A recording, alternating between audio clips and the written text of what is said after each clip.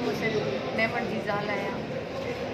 असांजी शादी खे 3 साल थिया आहिनि ऐं 3 महीननि जो मूंखे नंढड़ो आहे मुंहुं। सदाम खे ख़बर बि आहे त इस्लाम में 2 भेनरूं जाइज़ न आहिनि।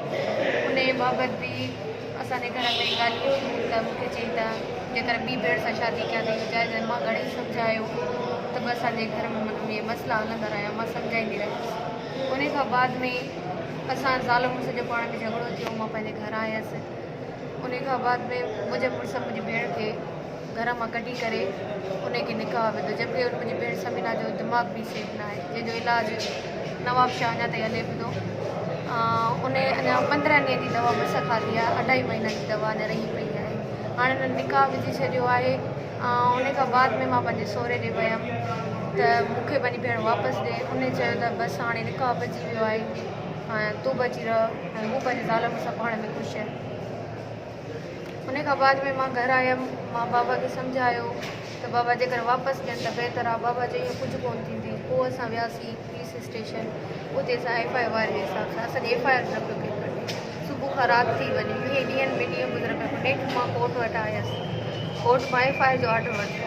एॾा ऑर्डर वठी जॾहिं असां पुलिस स्टेशन वियासीं त उन्हनि पंहिंजी मर्ज़ीअ मुताबिक़ FIR कई। मतिलबु त अरेस्ट थियण खां अॻु ई हुननि जो ज़ामन थी वियो। असां उते ई वेठा हुआसीं सुबुह खां वठी राति ताईं। उन खां बाद में असां हिते अचूं था, पोइ असांखे इंसाफ़ ई कोन थो मिले। त हाणे वरी नी FIR जे लाइ अप्लाई कयो, FIR थी वई आहे कोर्ट जे थ्रू? हा, असांजी ऑर्डर थियो आहे। ऑर्डर थियो आहे।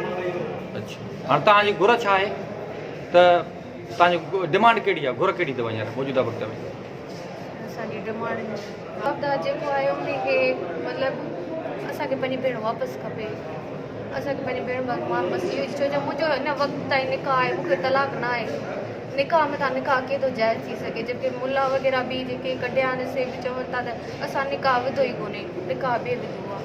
अयाज़ मंगी चवे थो त मूं निकाह न विधो आहे, अयाज़ मंगी चए थो त असीं जो निकाह विधो आहे। सम्झ में ॻाल्हि नथी अचे आहे छा आख़िर।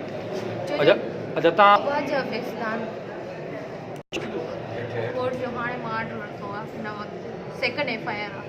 सेकंड FIR आहे। सेकंड ॻाल्हि छॾो बसि, कोर्ट ऑर्डर वरितो बसि।